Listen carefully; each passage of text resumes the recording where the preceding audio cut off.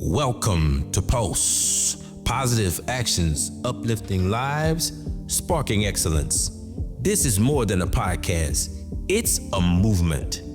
A space where purpose meets practice, where leadership meets life. Here, we believe in three things: listen, learn, lead. Because before you can lead anybody, you have to listen. Before you can change anything, you have to learn. And when you've done both, now you're ready to lead. I'm your host, Paul D. Taylor Sr., and here we don't just talk about success, we talk about how to build it. We don't just highlight problems, we develop solutions. Every episode, we bring you voices that matter, stories that inspire, strategies that work, and principles that transform lives. Because at the end of the day, it's not about where you started, it's about how you move forward.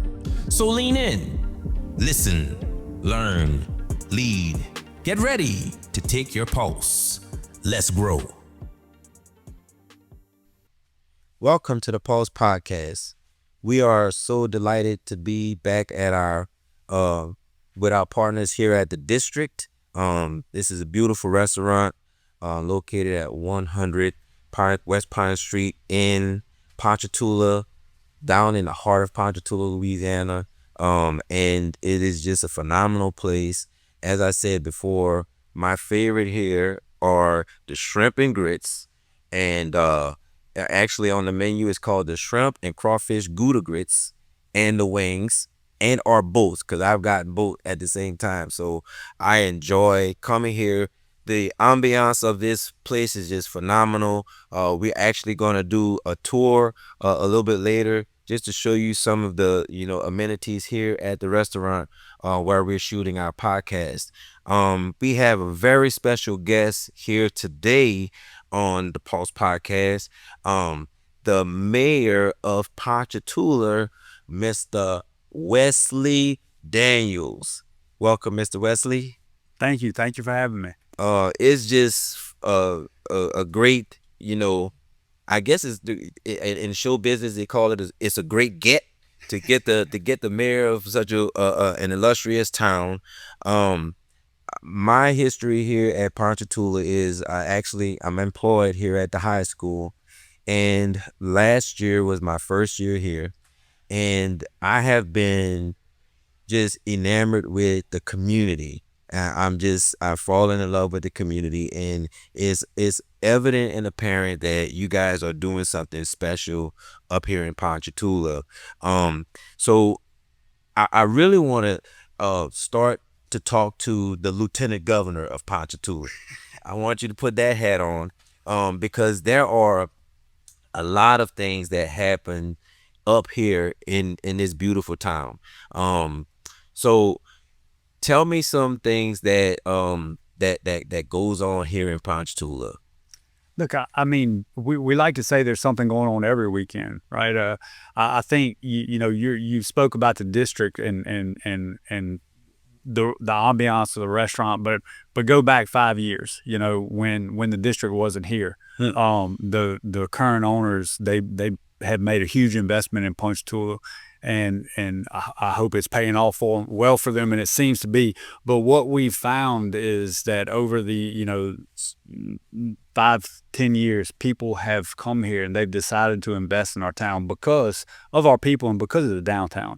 The people of the city has always been what's made us special, and because of the people and the way we treat people, we're starting to get the people to come invest. And this a capital investment such as a district on one of the premier corners of Ponchatoula to come in, it's been huge for us, and it helps us to continue to draw the people in, I guess. And from a city standpoint, the heart of your city is your downtown, and our downtown's small. It's roughly 2 to 3 blocks, 2.5 blocks.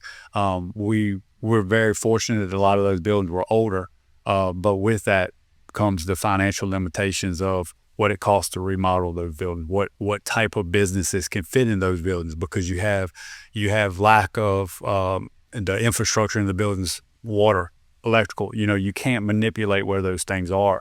So for a restaurant to come in the size of the district and to do what they have done here, it's a huge financial commitment. And because Ponchatoula is so good to the people that invest here, you're starting to see more of it. So Yeah, I can tell you that every time I come to a place like the district or any other of the restaurants in Ponchatoula, like, you're going to get good service, you're going to get good food. And I'm from St. James Parish, and we pride ourselves on being the best jambalaya cooks, best gumbo cooks, and we're the bonfire capital of the world. that's right. And to come to a city like Ponchatoula that kind of has that same pride, that same feel for the people that lives in this community, is just heartwarming. Now, I can tell you that, as I drove through the town every day, because I would drive to work every day, and I would notice something different about the town at certain times of year. And when I drove up and turned around Thanksgiving time, it was a little bit after, it was around November, I started to see Christmas lights go up. And one morning I came in, it was really early, and the town was lit up like a Hallmark movie. So tell me about, like, the traditions that you guys have here in Ponchatoula. So the Christmas lights started. We had a city councilman, Mr. C.W. Kenshin. He and his wife. That was kind of their dream, and from there it's just grown. 2 years ago, with the help of the Strawberry Festival board, we were able to get the Christmas tree that's in downtown now. It gives us an opportunity to have an event like the Christmas lighting, which attracts people into town. It gets people into town, and because of the way people in Ponchatoula are, when you have something, they show up. So it gives us opportunity to do that. It gives us opportunity to have the Christmas parade, which is another way to draw people into town. And with that lieutenant governor hat, that's part of my job, is to get people to come into the city. So you talk about a Hallmark movie. Brandon and I one time took the kids to Natchez, and we spent the weekend there. I want to say it was right before Christmas, and people talk about how beautiful Natchez is that time of year. And I remember walking down the street thinking, oh, Ponchatoula looks a lot like this. Why aren't we driving the same traffic through our town that they are? Yeah. So every year we try to do a little bit more. And the Christmas tree was I thought it was a great addition, and thankful for Strawberry Festival board to help us with that. But it's a small town thing, and I think it's just another one of those things that makes us special, I guess.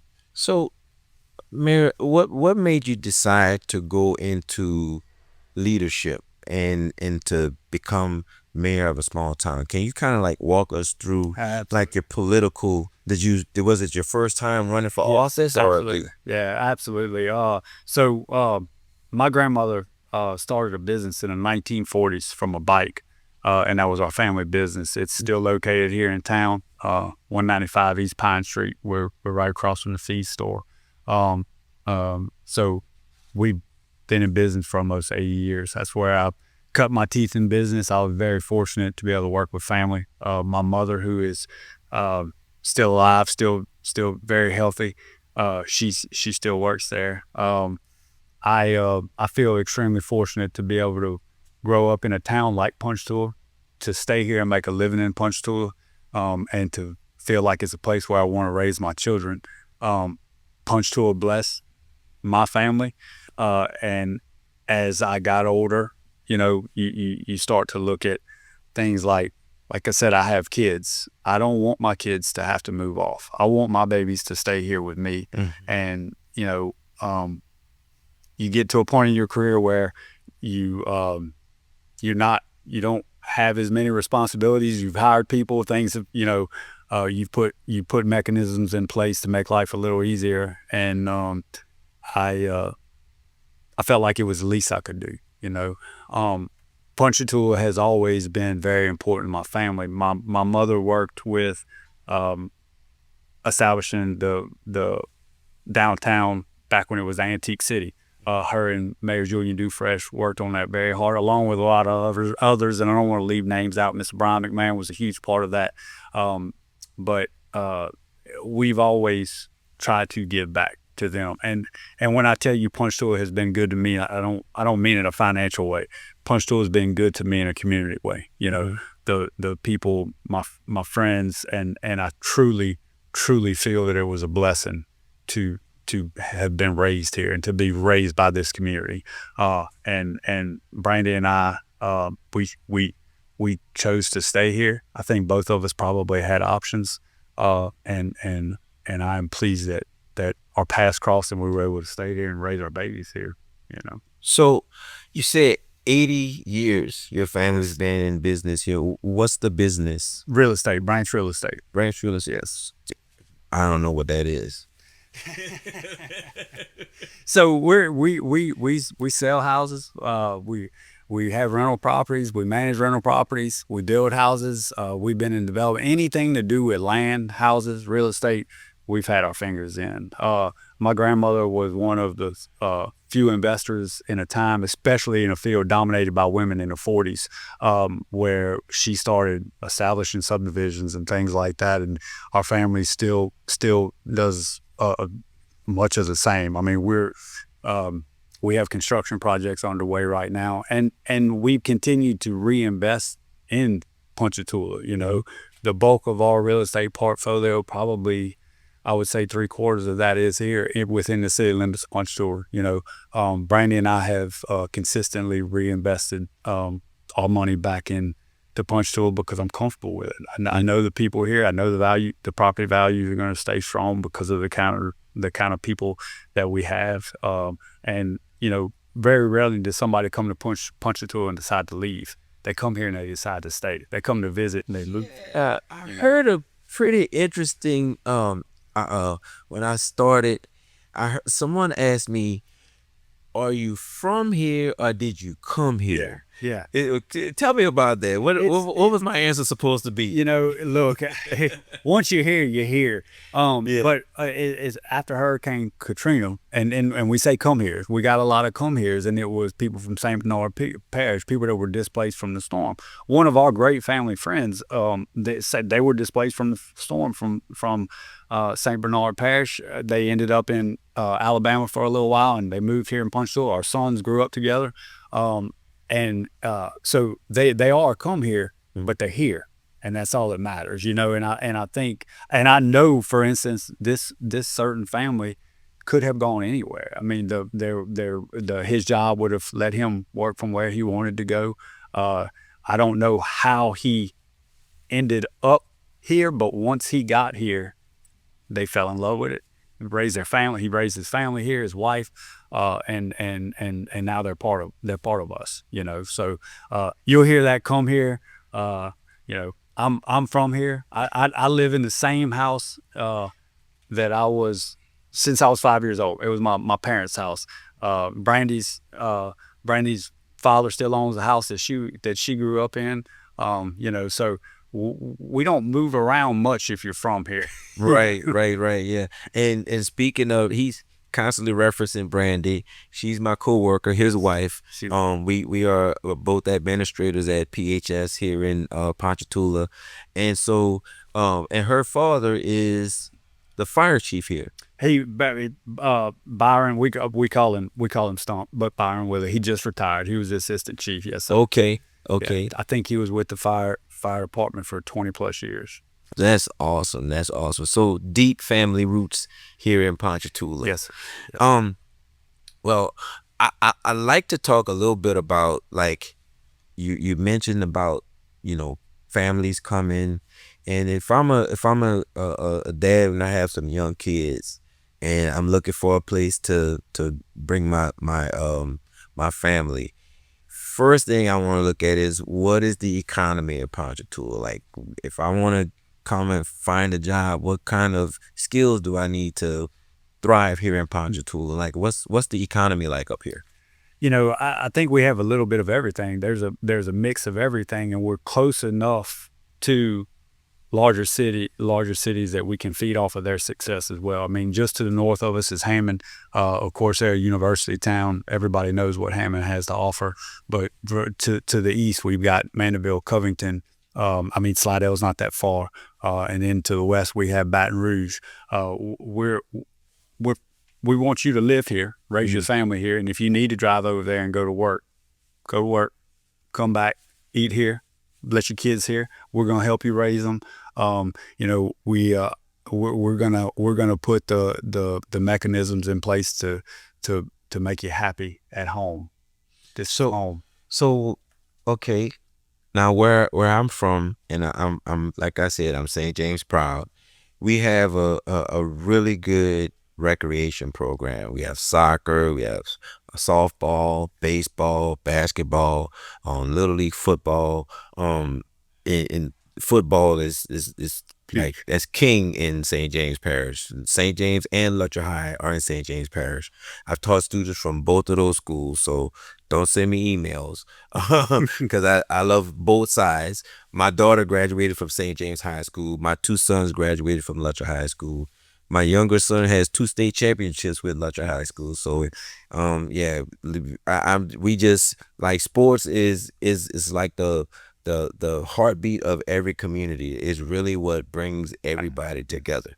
So, what type of sporting events or sports do we have for the children in Ponchatoula? And we have a very healthy recreation department. PARD is the Ponchatoula Area Recreation Department. It's actually not a city entity. It has its own taxing district. It's right outside the city limits. But I mean, they have everything: baseball, softball. I mean, anything that you would expect. Their facilities are constantly upgrading them. Mm-hmm. They have. Their gym, they have now gotten into the paddleball. What is it? Paddleball, pickleball. Pickleball. So they've got indoor pickleball courts. It's very healthy. From a city standpoint, we had the opportunity with the help of Dr. Wheat. We got a grant to redo one of our outdoor basketball courts. Mm-hmm. That was and it was really fun projects because the Pelicans were involved. It's right next to the community center. It's got the Pelicans logo, it was fun to watch it come together. So, what was that project like working with the Pelicans? Since the state was involved, my involvement with the Pelicans was kind of more towards the end. But look, once they got there, they were phenomenal. I mean, essentially, they told us what our part was and then what they were going to do, and they moored and delivered. I would encourage everybody to go check it out. I say all the time, I feel like we need to get the kids more involved. There's way too much immediate gratification. You talk about sports, and I think there's so many things you can learn from sports. I mean, I think competition is healthy, and I think with that, there's going to be disagreements, but you learn how to interact with others, and with that comes conflict resolution. Yeah. There's so much Yes. that these kids can learn by being outside in those environments in a competitive situation. But you can't just put some concrete out there in a basketball goal and expect to get their attention. Right. You have to go that extra mile, because that thing that they're holding in their hand has all those bright colors, and it has everything that's trying to steal their attention away from you. So I think, that is a perfect example of what I've been trying to say. We have to if we expect more from them, we have to give them more. When you were a kid and I was a kid, there was a basketball court there. There were 2 goals. Yep. That was wonderful for us because none of us had concrete at the house to shoot with a basketball goal. Now that's not enough. Now you need some fancy lines. You need something at half court with a logo. You need the fancy goal. And at any time you can go by there right now and there are 20 or 30 kids out there. Whereas before, that wasn't the case. But I guess going back to your point, I mean, from a recreation standpoint, I'm extremely fortunate that the previous administration their emphasis was on infrastructure, and it was needed. What that has done as we're finishing up some of those infrastructure projects, it's allowing me to focus more on those types of things. We've got several grants that we received for parks, and that money will be put back in the community, and it'll be stuff with the frills. Mm-hmm. We're going to put another basketball court on one of our courts on the east side of town, and it's going to be very similar to the one at the community center. We've gotten such a warm response from that. We're going to mimic it as much as we can. So it's that part for me is going to be fun. Mm-hmm. Sewer, water, streets, sidewalks, those things aren't real sexy. But when you can start playing with playgrounds, things like that, that gets exciting. Those are the things. Anything to do with the youth is important to me. I joke with my wife all the time. She's given her life to the younger generation, and I guess this is kind of I guess she's rubbed off on me. I think that it's important.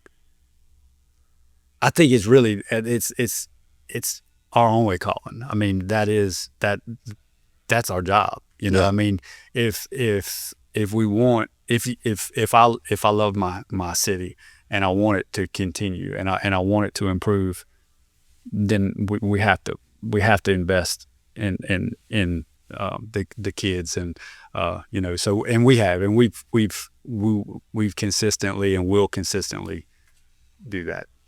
Now, talk to me about some of because one thing that I do understand about the community, and in reading the community over the last year and a half that I've been here, I noticed that there's a lot of like clubs that meet. The down the street at the I'm losing it. What is my mind going to? We have What's the building over by the park over up the street here? Well, we had the Kiwanis Club. yeah Kiwanis. The Kiwanis Club. Yeah. Like clubs like that, I noticed that there are a lot of different clubs like that where the community comes together and they Absolutely. and so is it traditionally like? Yeah, I mean, I think, yes, deep roots. Kiwanis, support. yes, They support everything. Kiwanis, Rotary, That's the other club. Rotary. Yeah. JC's. There's so many. Strawberry Festival Board. The Strawberry Festival Board puts on the Strawberry Festival, but they're also a nonprofit, and they're heavily involved. They give to look, if there's a worthy cause, you're going to see those organizations pop up, and they're going to do everything that they can, to help. And it's Kiwanis.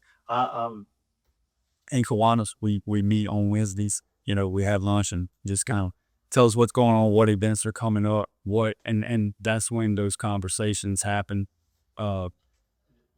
This cause is coming up. How do we want to support you? It may be monetary support, or it may be showing up to help. Show to Mayor Wesley Day or whatever it is.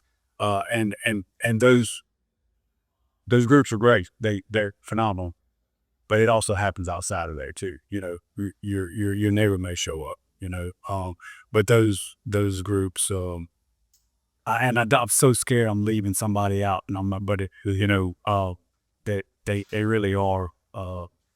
Please charges to his head and not his heart. I'm putting a lot of pressure on him on this podcast. Yeah, but they are. I mean, and you see, so in Kiwanis, you look at the banners in there with the names and their old family names, and they go back, and I'm looking at it. Well, I know I say grandson. The grandson's my age, but there's 2 to 3 generations before him of his family that were involved with that organization. So the roots are very deep. I think that's a key, and it's a very important element of making a community strong. Yeah. And you definitely can see how, as you talked about, part. I was at one of the parks one day with some students, and just to see how meticulous they are with taking care of, the grounds. And I was just delighted to see how the students, they went out, they respected the park. There were no bees out, like, because they take care of the park. They were actually cutting the grass, and the parks look beautiful. Now, speaking of a beautiful park, Ponchatoula High School baseball team plays in downtown Ponchatoula, and it's a sight to see. Like the newly renovated baseball park. Can you talk about that for us? We could talk days about it. We're very proud of it. I actually signed the lease with the school board today. We put in the mail for them to execute as well, and it was. You heard it first here on PAULSE Podcast. Y'all are the first to know. It happened right before lunch. So of course I had to get approval from my council at the council meeting Monday night, but they did give me approval to enter into that lease with the school board. So Hurricane Ida, like many other things, the park was severely damaged, and so it was. Let's be honest, it was a total loss. I think at the time, Mayor Zabia wasn't ready to give up on it. He wanted to salvage as much as he could, and I think it was the right decision. It probably wasn't the easiest decision, and it certainly wasn't the cheapest decision. But, he put the right people together, the right architects, engineers, and they came up with a great plan. It took us a little while to execute that plan, but we were finally there.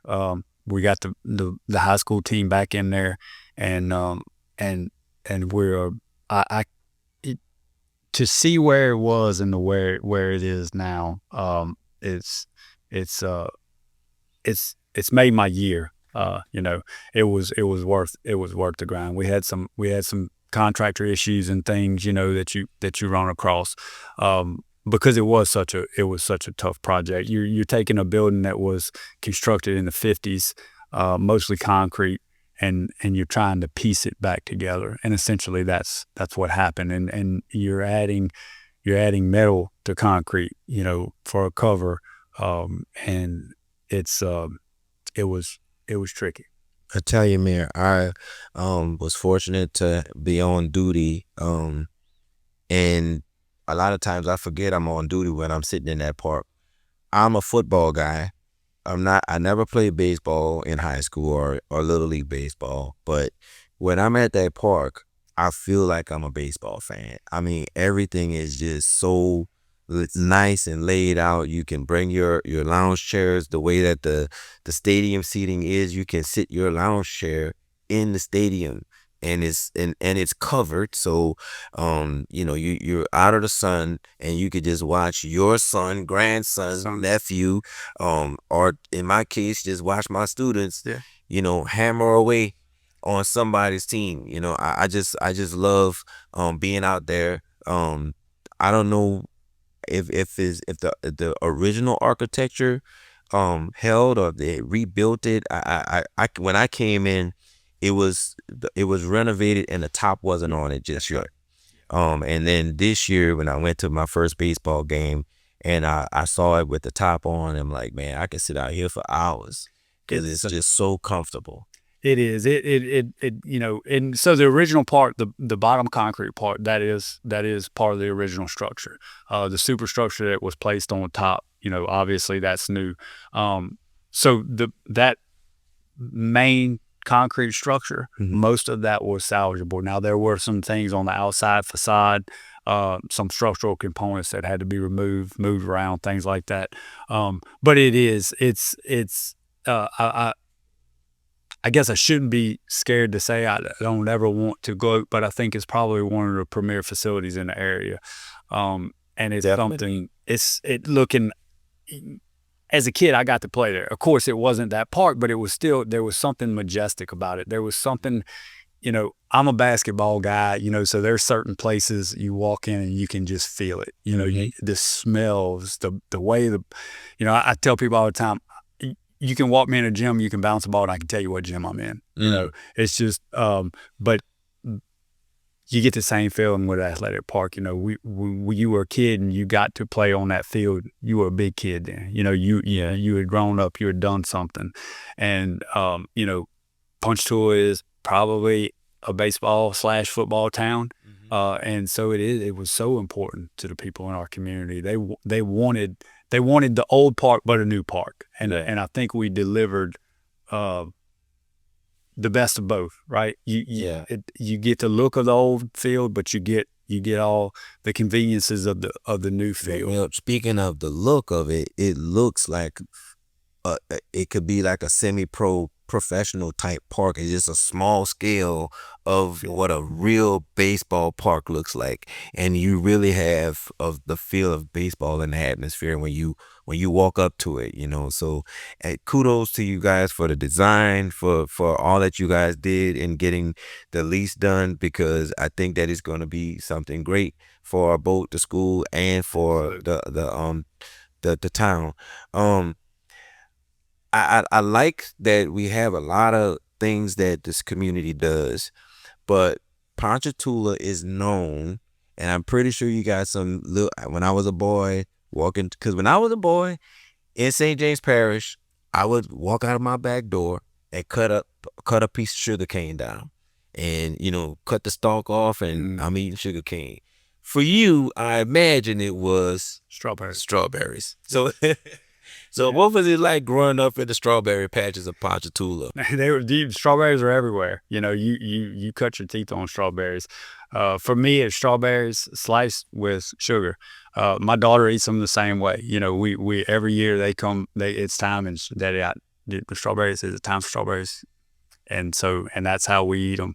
But you grow up with any strawberries on your pancake. I mean, you name it, strawberry jelly. I didn't know there was anything other than strawberry jelly. Really? I saw grape jelly for the first time. I man, wow, I don't know about that. And it was homemade strawberry jelly because everybody made it. Everybody. You know, we didn't buy jelly in the store. You had homemade strawberry. You have a family recipe for strawberry jelly? Man, my mom was a worker and not much of a cook. So maybe Brandy's family. I know Brandy's grandmother, Miss Nancy. I'm sure she made strawberry jelly, and I'm sure she had a recipe.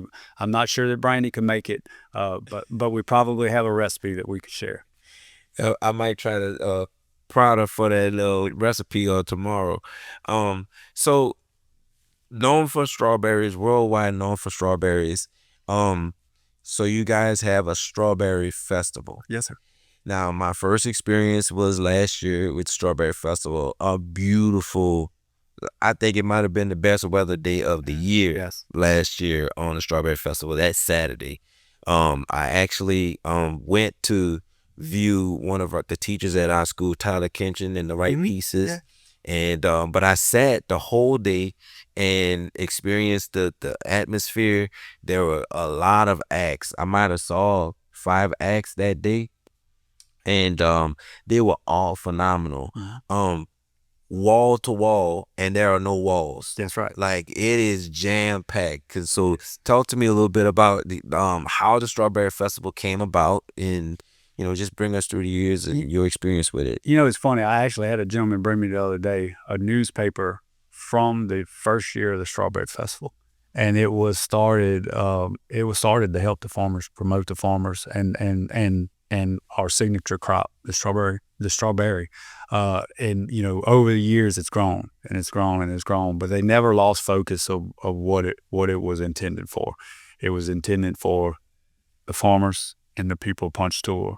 And to this day, the Strawberry Festival Board caters to the farmers and to the nonprofits. Any food booth, drink booth, or anything that is on the fairgrounds themselves, Memorial Park, is going to be a nonprofit group, and that's something that they've stood with. They won't negotiate. They won't bend. They won't break. So that money stays right here. And they're not all from Ponchatoula, but they're local. And by local, I mean Tangipahoa Parish. You know, and it's going to be where the money is going, where it should. It's grown into its own monster. We welcome a couple 100,000 people to our small little town that year. You know, with that, it creates an excitement for the businesses that are here, the brick and mortars, and there's opportunities for people from out of town to come and make money as well.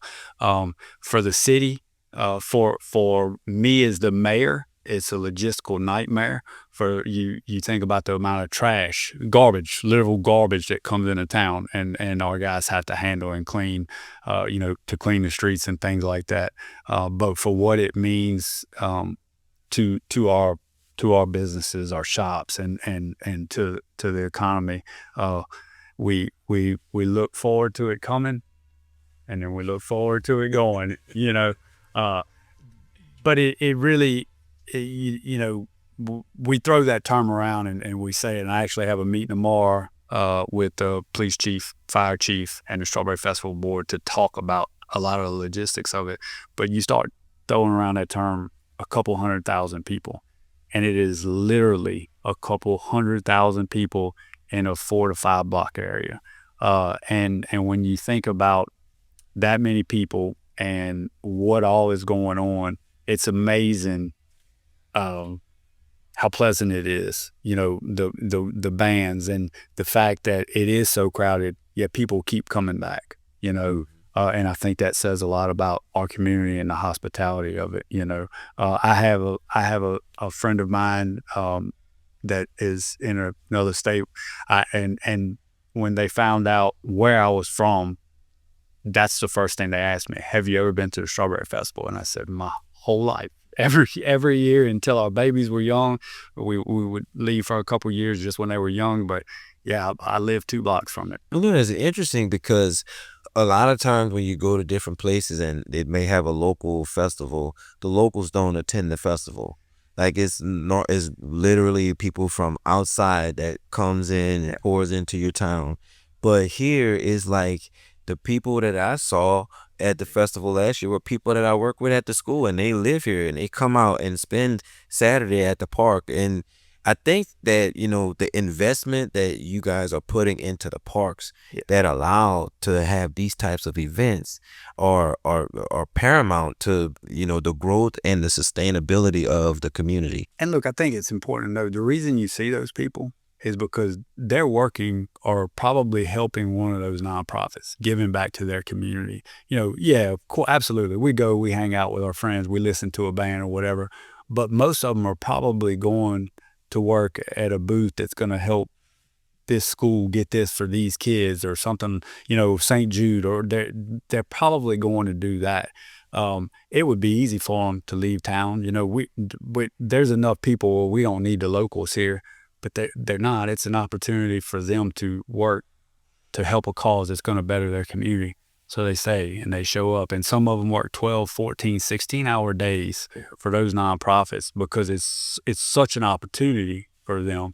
And, I think we've all done it at some point, whether your kids are part of a baseball team or, they have a classmate that's sick, and that's just the showing up, Ponchatoula, I say it all the time, you do something there, our people are going to show up, and that's just another way they show up. I know that's why you see them.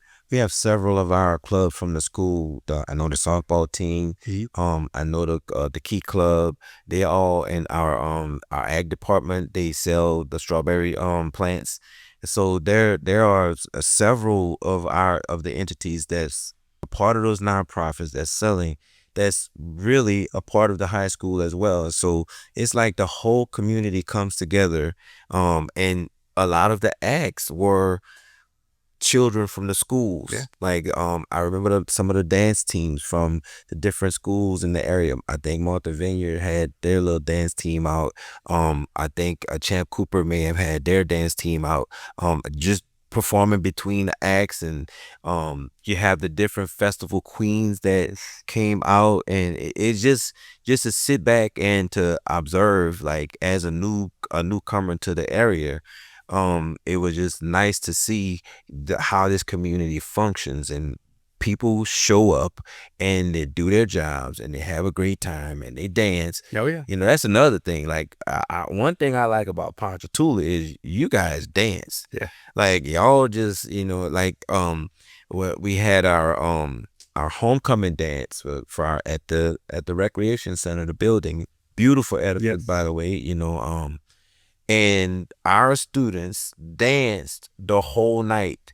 And I've been in a few school districts, and I have not seen kids dance like I saw those kids dance that night. And that was just the homecoming dance. They really did a number for prom. Like they really, because they were in dressed to the nines with for prom. But I really love the fact that this community, they participate, they dance like, and I'm talking families dance, husbands and wives just literally cutting grass with dancing in the to the bands that's playing. So I think that family atmosphere is a real positive thing for the community. I would like to ask a few more questions about about the area itself. One of the things that I noticed driving in from the school is we have a new roundabout, and I know there's going to be traffic associated with that. And if you want to let people know that it's not your fault, now's the time. Yeah. So I'm look. I think everyone knows that Highway 22 is a state road, right? We don't have any jurisdiction over it. Regardless of how you feel about roundabouts, I think we can all agree that right there at 22 and Ridgeville Road, it was a safety concern with the high school right there. Yeah. I think the biggest thing, and I have a young daughter is driving. My youngest just turned 16 and she's driving. I get it. I don't know what the answer is, especially with the amount of traffic out there. A lot of the problem coming from town is we go on Highway 22, you go from a 4-lane and it bottlenecks, down to a 2-lane. And then at certain times in front of the high school is you're out there, how bad it can get. My hope would be is that the roundabout would slow people down. At roundabouts, I think once people become accustomed to them and they are familiar with the location where it is, I think they do help. I mean, I don't know if that's the answer. I'm not an engineer, but I trust that the state has done the research, and I think anything out there is going to improve that situation. I mean, there has been some horrendous accidents out there. Yes. There's been fatalities. Something had to be done, and it seems like right now with the state, the roundabout is their answer. And it's I don't know if it's not a cheaper option than a red light. Like, I mean, it's much more of a capital investment for them.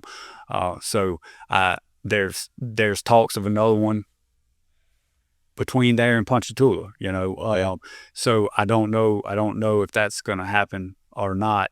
But I think it's an attempt, and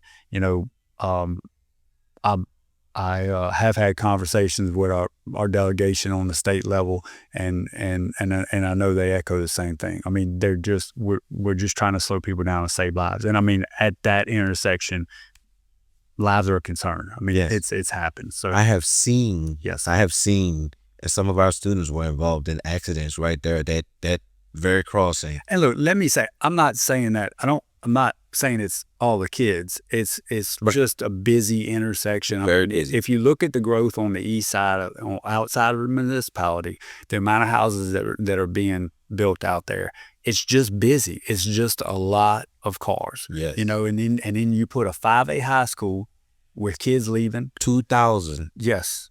Yeah. I mean, it's a lot. It's a lot, right? Yeah. And it takes one person not paying attention or something. So if that's going to slow it down, it may make you drive a little bit longer, but I think the intent there is just to make it safer and make sure everybody gets home safe. Yeah, I think that's paramount. Safety is number one.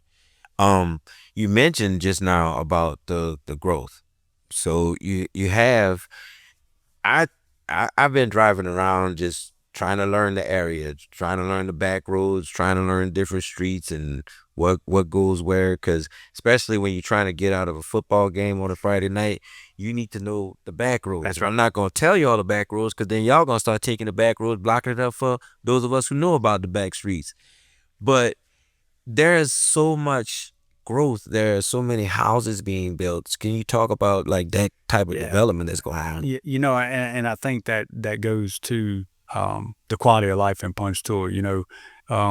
investors like myself, builders, whatever, however you want to say it, we look at rate of return, and I look at how safe is my investment here, and we track what were we getting per square foot 5 years ago, where were we at 10 years ago, and Ponchatoula's consistently risen, and it's because there's a demand, and it goes back to quality of life. We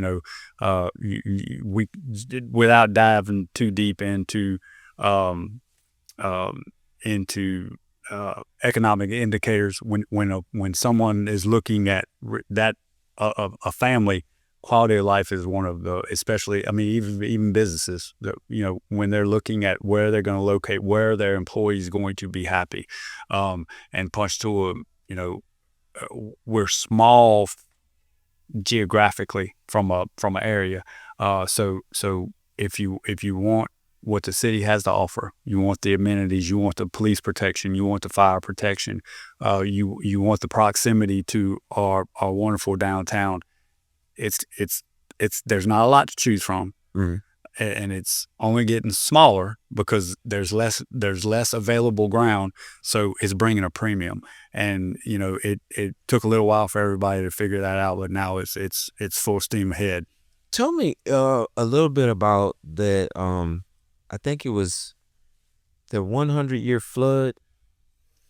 And 16? 16? Yeah. So, like, what type of impact did that have on the real estate in Ponchatoula? Because just for people who may have heard about it and say, "Oh, I don't want to buy land out there because of such and such," that was one of those events, and most of that was to the east of us and to the west of us.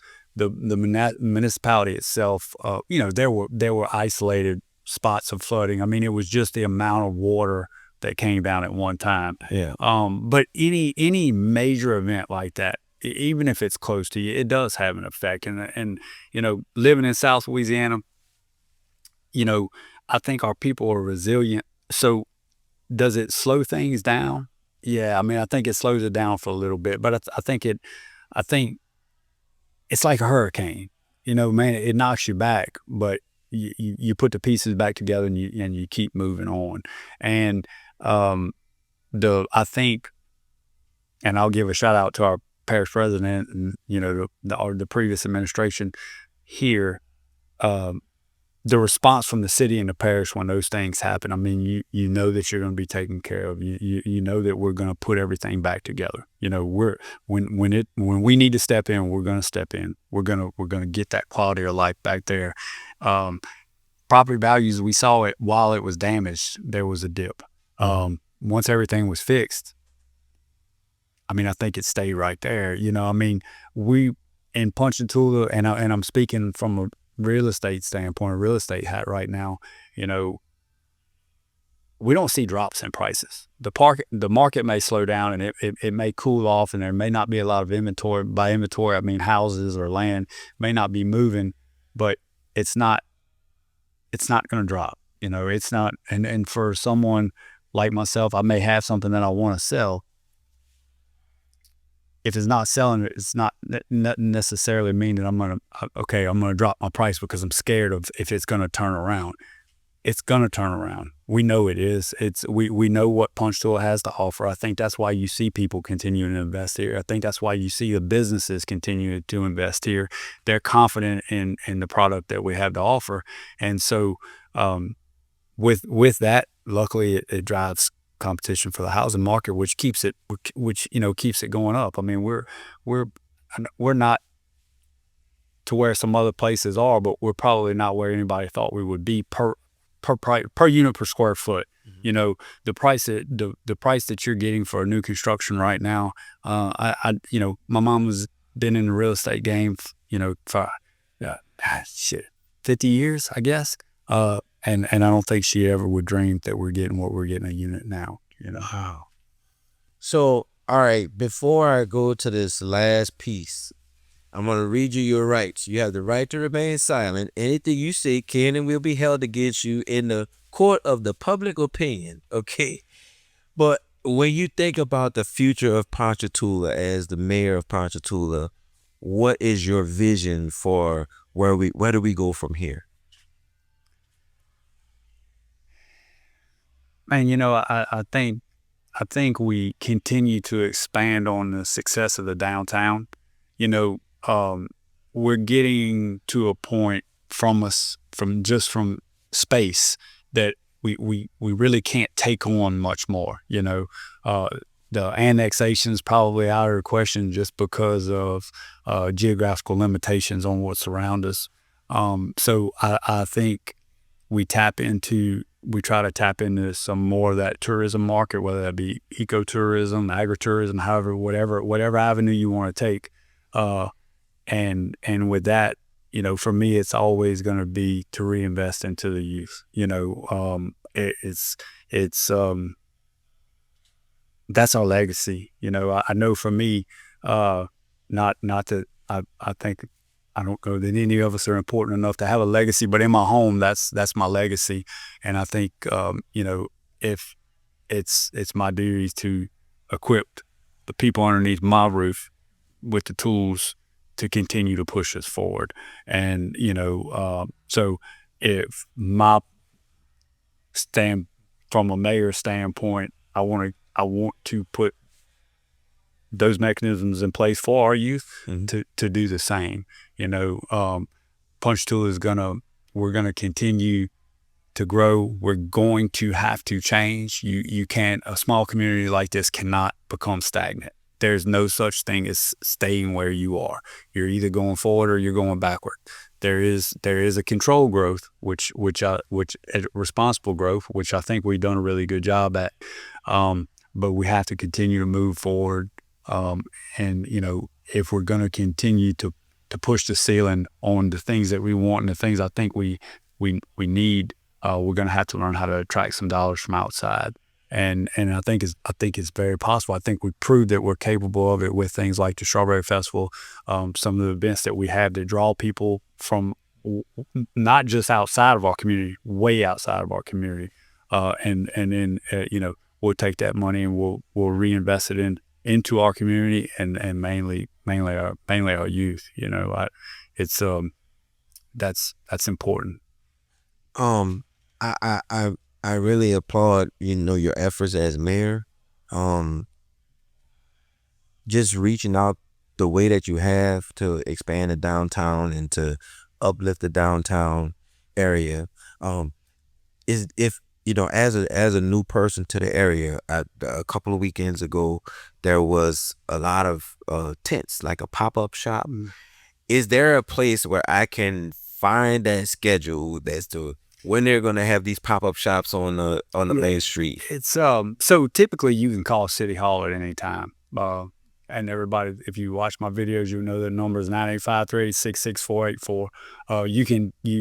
Facebook, we communicate a lot via social media. We've learned that that's a great avenue for us to get our information out. I try to do one weekly and let everybody know what's coming that weekend. There is a schedule. The Ponchatoula Chamber does a wonderful job with getting ahead and letting people know what events are coming. The city website, it's a little tougher for us to keep up with those types of things. A lot of times it's geared more towards the business of the city. But the Ponchatoula Chamber, call us. If it's going on and it's permitted and it's supposed to be going on, we know about it and we can probably give you some information about it. That is a wonderful to know, because I would have liked to have known before, because if you don't know, you could get caught up in some traffic. You could get caught up downtown, get stuck. But I really would like to know so that I can come in and check out like what's going on. Do you remember what it was a couple of weekends ago? I think it was like a trade show or something. And it could have been. I know this past weekend we had the Antique Trade Days, which is an event we have twice a year. The chamber puts on. I don't know if you went through town this weekend, but we had trade days. Friday night, we had one of our big events, the Live After Fives. It's a seasonal event we have in the spring and the fall where a band comes in Strawberry parking lot. Saturday morning, we had the Crew of Aaron Parade that went through town. Right from there, again in the Strawberry parking lot, we had the Gumbo Cook-Off for the Ponchatoula High School football booster. So it was, and that's not abnormal weekend in Ponchatoula. I mean, those they piggyback off each other. Saturday the weather was gorgeous. Man, we got a little rain, but it didn't stay. You know, Right. it blew out quickly. And town was hopping, and a hopping town's a happy town. That's nice. That's wonderful. So Ponchatoula Chamber of Commerce is where you want to go if you want to know about any events. He, with his lieutenant governor's hat on, he told us where to go. Yeah. Any events, pop-up events that happens, permitted events that happen throughout the year. Listen, come up, visit, spend your money here. They have really great food. Come and visit the district. Our partners here at the district have a wonderful menu, a wide array of items on the menu. Again, you said, what's your favorite over here? Try the Brussels sprouts. The Brussels. They are phenomenal. And he said he didn't eat them as a kid. I did not. I've tried them other places, but I will tell you that if you try, whether you like Brussels sprouts or not, you will enjoy them. All right, so you heard it here on Pulse. And Mayor Wesley, thank you so much for coming and just sharing your heart about Ponchatoula. I've learned so much about the area, and I feel so much more equipped to, make this place at home, feel at home in this place as well. So thank you for coming, and we'll see you next time on the PAULSE Podcast. Remember, positive actions, uplifting lives, sparking excellence. Thank you for tuning in to Pulse. We want to take a moment to thank our friends at the District 100 West Pine Street, Ponchatoula, Louisiana, for allowing us to use their space and helping bring this vision to life. We also want to give a special thank you to our guest, Mayor Wesley Daniels of Ponchatoula, Louisiana, for taking the time to join us and pour into this conversation. We also want to thank all of our guests, those who take time out of their busy schedules to stop by, invest in this platform, and help us spark excellence and uplift lives. And to you, the listener, thank you. Your time matters, your attention matters, and your growth matters. I'm your host, Paul D. Taylor Sr., and I want you to remember this. This is Pulse. Until next time, we will continue to uplift lives and spark excellence. So today and every day, commit to one thing. Take one positive action. Follow us on Facebook, Instagram, and YouTube. Don't forget to like, share, and subscribe. And please leave a comment. We want to hear from you. Until next time, keep growing. This is Pulse.